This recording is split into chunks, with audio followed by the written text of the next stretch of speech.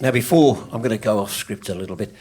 Wow, how about that for a tour and a lot of questions answered for us all? Unbelievable, yeah? Yeah.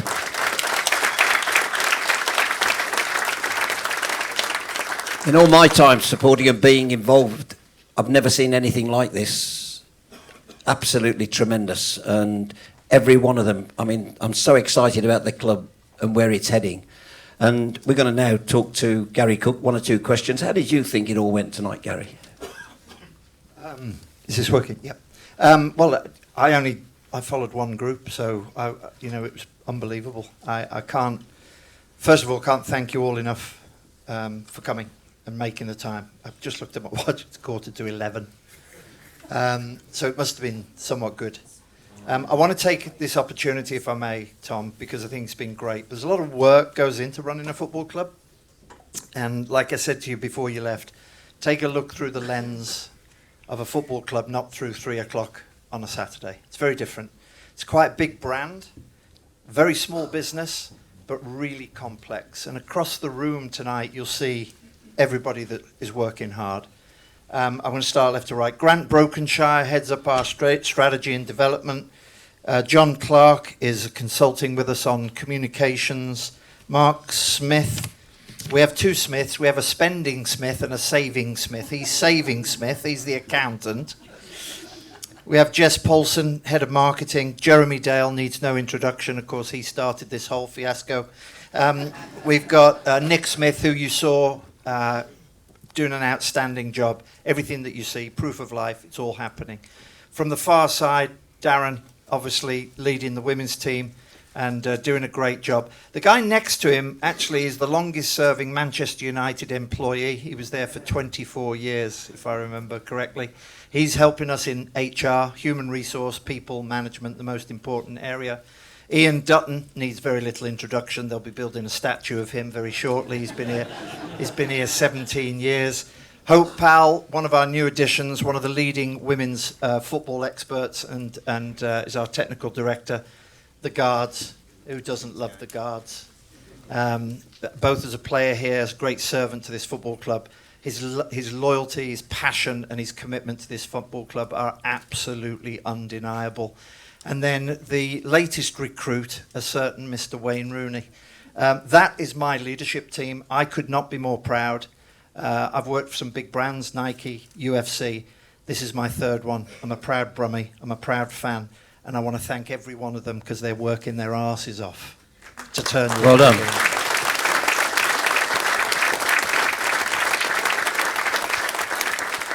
Right, just before we get on to the questions, what is important is that you spread the word. What you've seen tonight, tell everybody you know, social media, use it to its extreme, and tell everybody about what you've seen, the positivity from Wayne's presentation with Craig, and the women's with Hope and Carts at the end, and all the other management that have played such an integral part in what's happened tonight. Tell everybody your club's in good hands, right? Change our club. Thank you. Right. Lots of questions we received, submitted, but a lot of them had the same theme. So we've tried to sort of group them together so we can talk about one group. The first one is talk about the long-term strategy for Blues and the challenges to deliver it. Before 11 o'clock. I think if you look at what we showed you tonight, it was really only a glimpse. There's a lot more. You could double click on any one of those sessions, and I know his coaching staff tonight, with Pete Shuttleworth was in the room, and who else was with you? Who else was with you? Just you and Pete. Ashley, John O'Shea, and Carl Robinson. Yeah. It's unbelievable. You go to the training grounds, some of the world's greatest talent is leading our football club. And I think what we've said when we walked through the door, first of all, you have to get past the flood and the fire and the roof leaking. You have to get past all that because you know that you're going on a journey. And the ambition was very clear, and the leadership team, we set that vision when we first walked through the door, which is we will be a beacon for Birmingham worldwide. We're not Birmingham City Football Club just playing football matches every week, either men's, women's academy.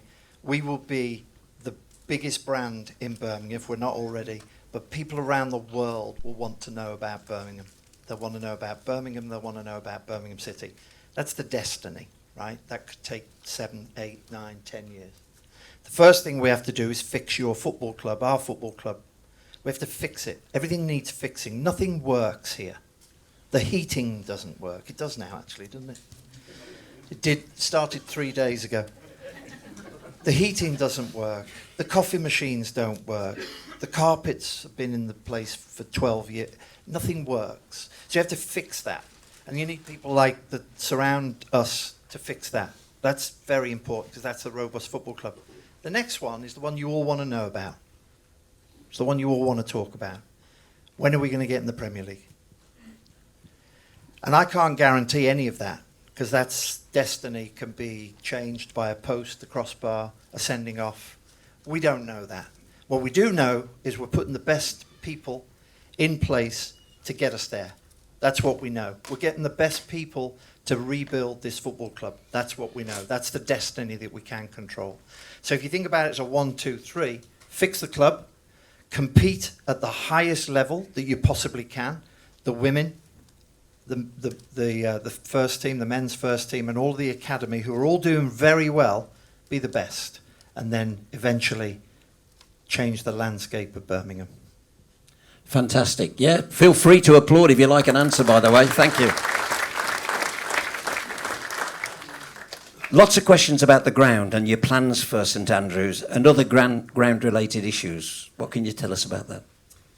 Well, you've seen this one. I came here as a boy. It doesn't change much. In fact, some of the buildings are still holding on. We'll fix this. We'll do our best to fix this. And I think Nick covered himself in glory earlier on with sharing some of the stuff that we've been doing. But what we do know is that in the modern day, revenue is the most important thing in sport. We talked about that. It comes from global partners and all the things that we discussed. And it's going to be very difficult to maximise where we're going out of the property that we're in. So within that 10-year journey, obviously there's lots of rumours and there's lots of discussions, and we clearly can't share all of that. As soon as we do get the opportunity to share with you, we will.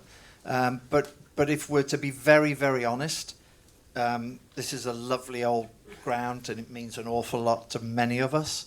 But where we're going, we're going to have to probably rethink how we grow our revenue out of this football club. And I know you've got plans to increase the space in the concourse areas to make it more fan-friendly and these sort of things. There's lots going on. Yeah, you saw, again, the asset infrastructure needs changing. We've got to do a lot of stuff there. But, I mean, we're still trying to figure out how to get beer and crisps up to the Upper Gill Merrick. I mean, let's not get carried away here. You can't flick a switch with this thing and it all works, right? So, we've just opened seats for another 9,000 people. And I don't know if anybody from Elior is in the room, Mark from Elior or any of the guys, but we can't serve the ones we've got. And we haven't got enough pies for everybody that come. So how do we fix all that? So, I think that fan experience is very important. I often say, and I say this to our ticketing team, don't get lazy. Because the game will kick off on Saturday at 3 o'clock. The league decide that. We're playing Rotherham. The league decide that. The referees, good or bad, and the linesman and the fourth official, they're all decided by the league. So what we do as a football club, we tend to just tell you what the prices are, open the doors, and hope everybody goes home safely. We have to be better than that in the modern day. I've got to give you a reason to come. We've got to give you a purpose, and we've got to provide the experience for you. So a lot of the stuff that we're going to try and do around the stadium is to make it a completely different experience. Not easy, but not impossible.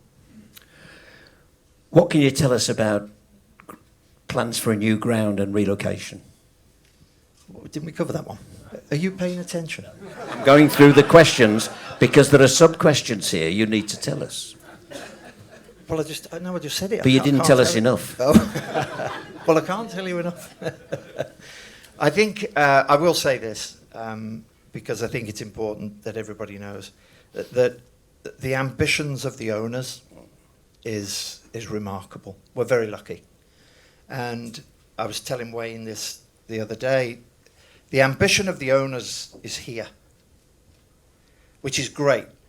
Try being the CEO when you're here.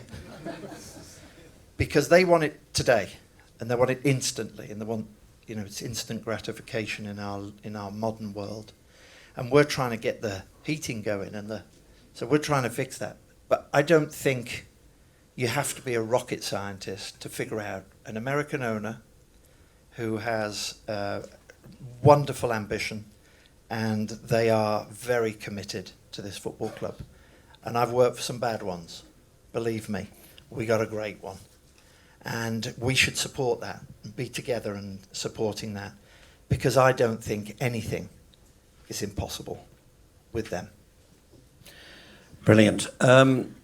You mentioned this, I think, before all these sessions, but the questions are, can you provide some colour on your decision to change manager? I really don't know why.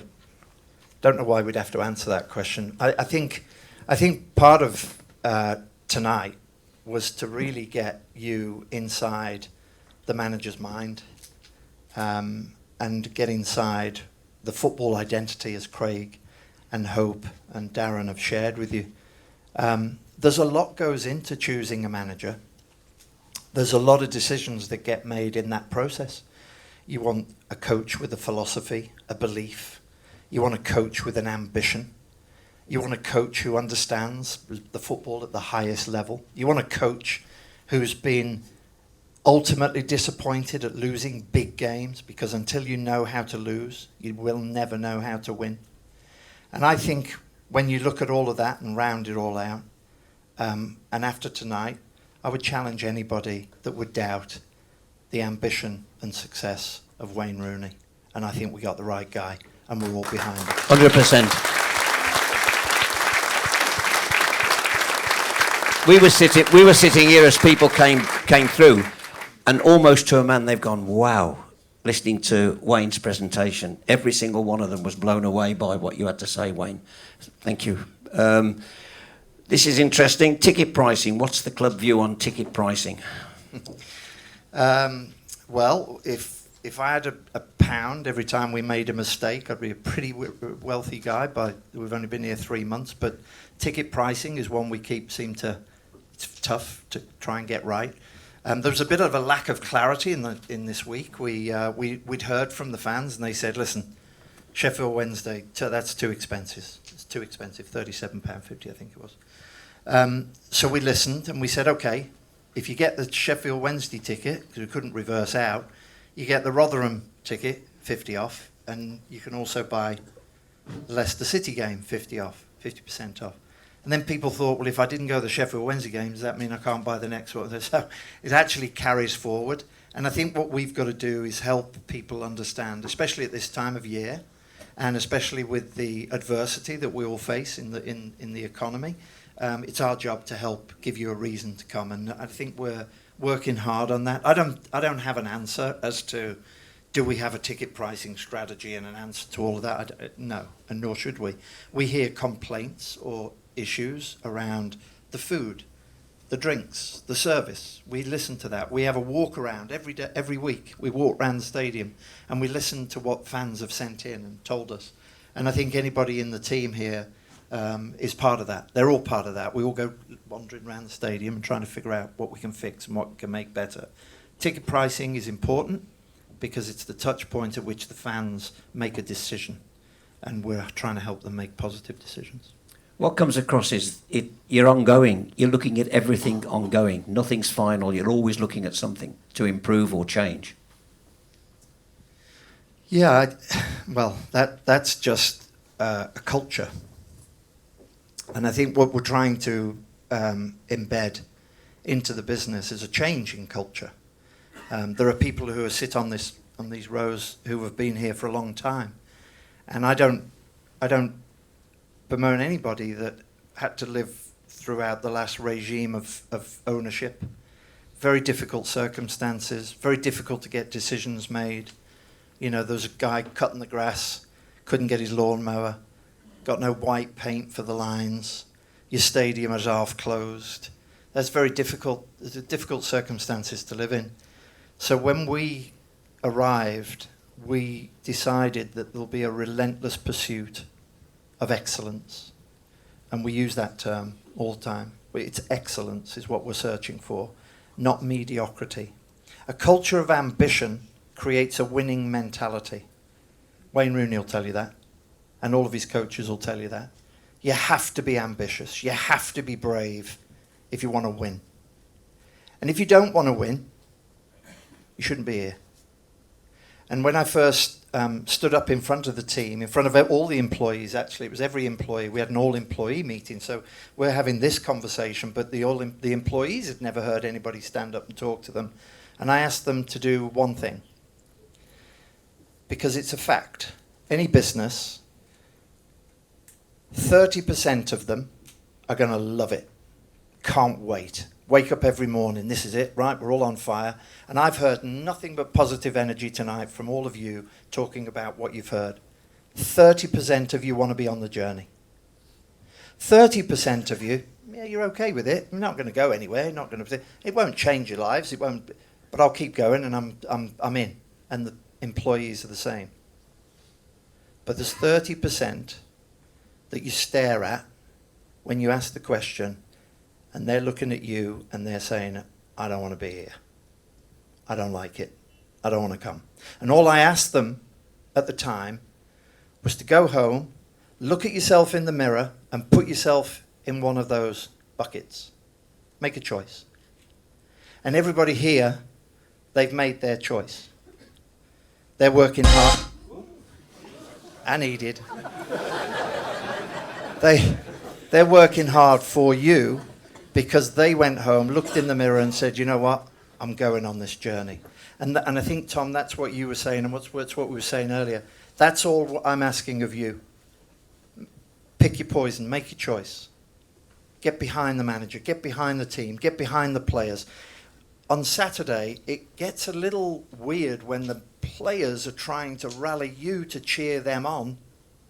And it was happening time and time again on Saturday. And it's only because we all want the same thing. We all want to achieve our ambition.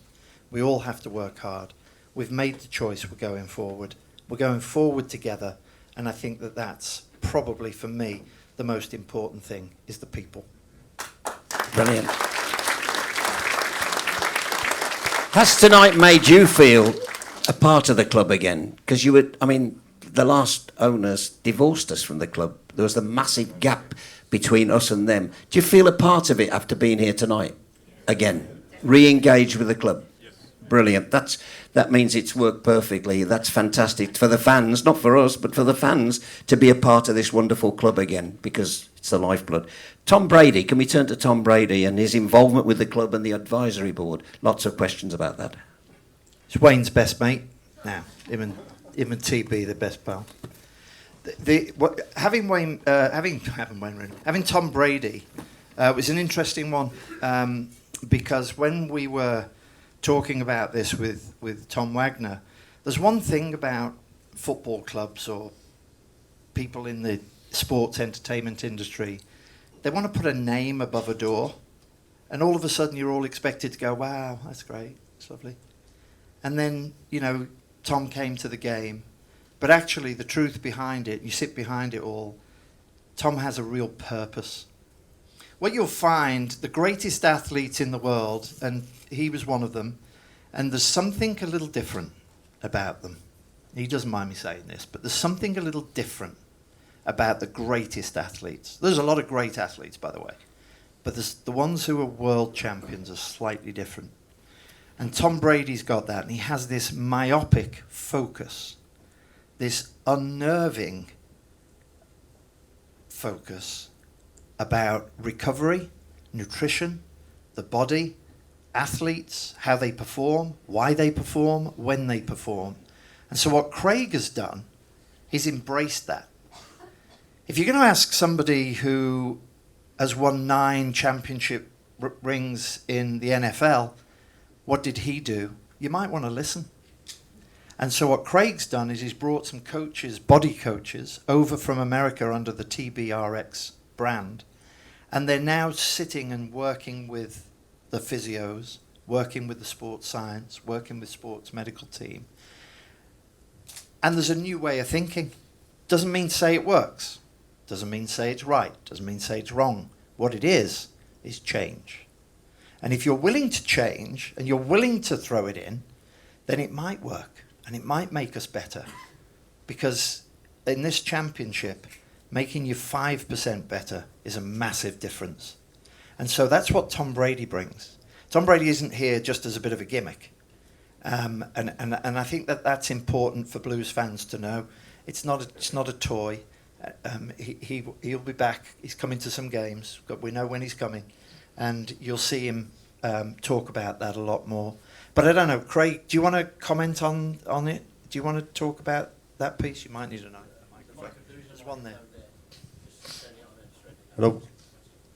Yeah, so Peter Cummins and Rob are two body coaches that have came over from TBRX, TB12. So they've been here now. So Peter's been here for about 3 weeks. Rob's been here for about 2 and a bit weeks working on the players. So they're writing like a philosophy from scratch on how they want it to work. We've had a nutritionist come in that works the way Tom Brady wants to work. And to be honest with you, we are getting a very good reaction from the players. Lots of different things happening. And also they're putting lots of CPDs on for the staff that we've got now so they can start to learn the brand as well. So it has gone down really, really well. So like I said, like Gary said, we can't guarantee it's going to work, but it's a change. So it's onwards and upwards. And I think to add to that, it has worked in NFL and it has worked in other sports, and they've done some great work, and it's really a different way of thinking. But the summary of that is we're blessed to have Tom Brady, because he's bought into this football club, and like everything, he came to the Leeds game and he can't stop talking about it. He can't stop thinking about it. He's tweeting and sending messages. He's trying to get hold of him every 5 minutes. He's trying to get hold of me every 5 minutes. He wants to know more. He wants to learn more. And I think we're blessed to have somebody of his stature. There's a lot of football teams in the world, a lot of soccer teams in the world. He picked ours, and we should be thankful for that. Unbelievable. Brilliant. Lots of questions about pre-season dates. Lots of fans love the pre-season games. Pre-season dates? Yeah, I'll speak on behalf of Craig here, but I know Craig and Wayne, they're already planning. So I can guarantee you one thing. If I promise one thing, it won't be 2 weeks before we kick off wherever we are, because I know last year that was a problem. We're already in the midst of planning, so make sure that we will have that news to you, hopefully in the new year, on where we're going for the pre-season, because there's higher demands now, which is what we expect of the football division. They want better and more better preparation, getting ready for the next season. So we'll have that information as we come, but it won't be at the last minute. Are there plans to honour the former women's players like Keris Harrop, for example? Yeah, clearly, we've got a sort of a Hall of Fame element, but I think what we've neglected, and I'll speak on behalf of Hope and Darren here, we neglected the women's programme. I think be fair to say as a club, and they sort of we were one of the high profile teams in the women's world football, and we let that slip, and because it can slip quickly, and our academy slipped. We talked about that earlier, and that can slip quickly. And when you start to have great players come through your system, you need to honour them and respect them, and make sure that they're being. You saw Karen in the video. So their hearts are still with Birmingham City. I often think that maybe Birmingham City hasn't given back as much as it should have done. I mean, Karen is in the Hall of Fame, to be fair. Karen Carney is in the Hall of Fame. I think what you've highlighted there, and running the Former Players Association with Kevin Broadhurst, what you've highlighted is what all this is about. An alliance is linking everybody together. That wouldn't happen if everybody was linked together. Yeah, I said to Jeremy pulled together all the official supporters club groups, and the first question I asked everybody is, what will you spend all that energy on now? You got the owners out. Because we got the owners now, so what are we all going to do? And it was really interesting because some of them basically said, well, actually, we don't really have a purpose now because our job was really to try and get rid of the owners. And so what we're trying to do is we're trying to figure out how there should be an official supporters club or group supporting this football club, and everybody gets aligned, right? Alliance. We know that there's a former players association. I played in the golf day. Did you tell them I finished second? You were brilliant. I think it. Is that the right answer? That's right. Good. And what we did there was we had 160 ex-players come back to be with their football club. They're ex-players. I've never seen that before. Not that many. I've never seen that. It's a lot of people. And then ultimately you have the charity and the foundation and the trust and the community. If you get all of that together, this will be one hell of a powerful football club. And it's been so fragmented over time. Our job is really just everybody here is working hard to bring it all together. And so again, I thank you all for being a part of that. Brilliant. Just the last question. Have you been asked or are you considering whether the club would put in a sensory room for young disabled fans? Yeah, you know, we the group that we were in, we had some disabled fans with us, and I think it's one of our principles in developing the business was to listen to the fans, because they decide whether they buy a ticket, they decide whether they buy a shirt, you decide, it's your choice. And I think we need to know more, we need to understand more. I think that's the biggest thing. I don't think we're asking the questions. I was sitting talking to some of the guys today, and they were saying that the lift in He worked in America for a bit. the lift in the Gilmerick is appalling. It was so appalling the first day that we ended up having to put engineers on site for the second game, just so that somebody could work the lift when it broke down, because it was going to break down. We knew that, right?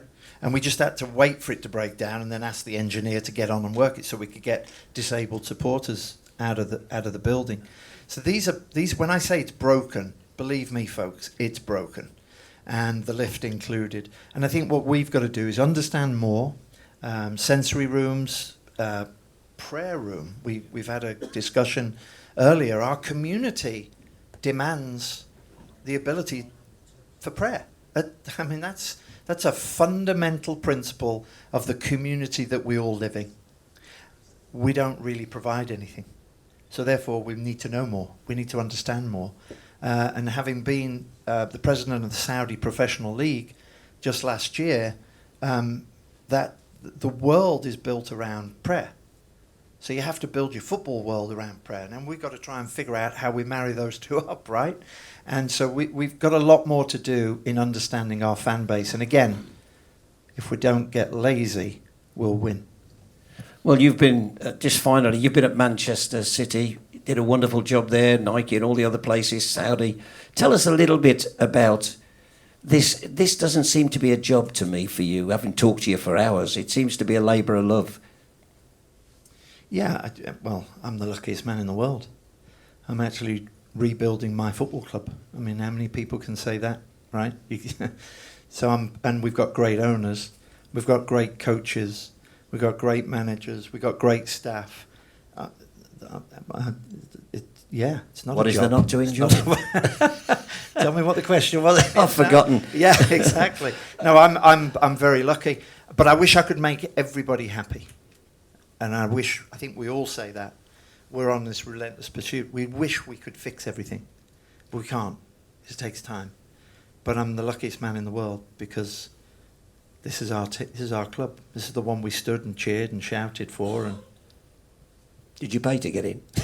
Just checking. Of course. I was telling you earlier, I used to stand over in the paddock. And he told me where he stood. I fell asleep. Seriously, though, as a fan since 1956, I've never known anything like this. I'm blown away by tonight. I don't know whether you are. You'll all go away and make your own minds up. But all of a sudden, I don't feel so tired and weary. You know, I feel like there's something special happening at my club. The future's bright. honestly, and I just can't wait. I'm so happy after 10 years of, sorry, you can't afford to say this, I can, 10 years of crap from those previous owners. Now all of a sudden, we've got people who care. People who care about what we do. And more importantly, the thing that's come across tonight is they care about us, the fans. And I think that's vital as well. So, on behalf of me, would you like to say thank you to Gary and his team? Yeah, put your hands together.